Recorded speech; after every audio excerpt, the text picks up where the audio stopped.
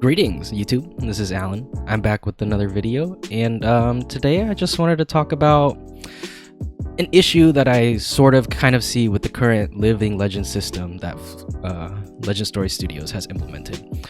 Now, I think overall, the Living Legend system is very cool. It's different from what we've seen before in other card games, but at the same time, I do think there are some issues that maybe should be addressed.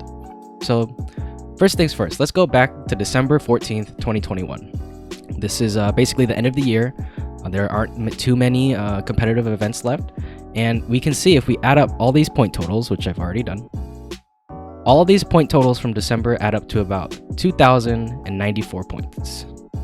If we fast forward to today, as of May 23rd, 2022, if we add up all the Living Legend points we have accumulated so far this year, we're at a nice 4,936. Now, if we subtract the 2,094 points from last year, that means so far this year we've basically already accumulated 3,000 points. Let's just call it 3,000 to make it nice and simple. And if we look forward at the events that are coming this year, we have the World Championship, which is 300 points. We have the Pro Tour, which is another 200 points. We have all the nationals from the US and all the other countries, which I went ahead and sort of kind of tallied them up already. But basically, nationals should be about 800 points, give or take. So let's add another 800 points here. And then we can look at the Road to National season. There are over 300 stores.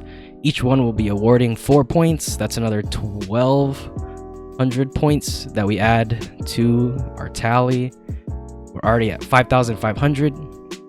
And then also US Nationals will probably have a calling. The Pro Tour has a calling, and the World Championship will likely have another calling on it. So that's like at least another 300 points. And we still have 2 more weeks of this Pro Quest, which should be at another few hundred points. So let's round it all up and say this year we will bring in about 6,000 Living Legend points.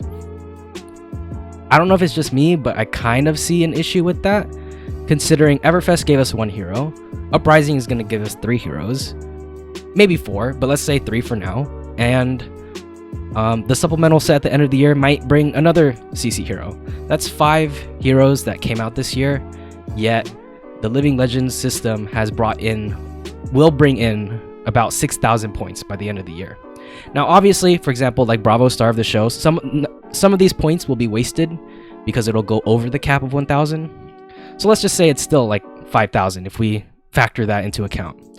I still see somewhat of an issue that in years like this where we only have 1 draftable set, that the amount of heroes that likely will rotate out is the same amount of heroes that have been printed this year. And next year, there might not be that big of a problem because we'll probably have 2 draftable sets. Maybe we'll see like 8 or 9 heroes come out that year. So the meta will feel a little more refreshing as more heroes are coming in than coming out. But I still am not a huge fan of how the system currently works.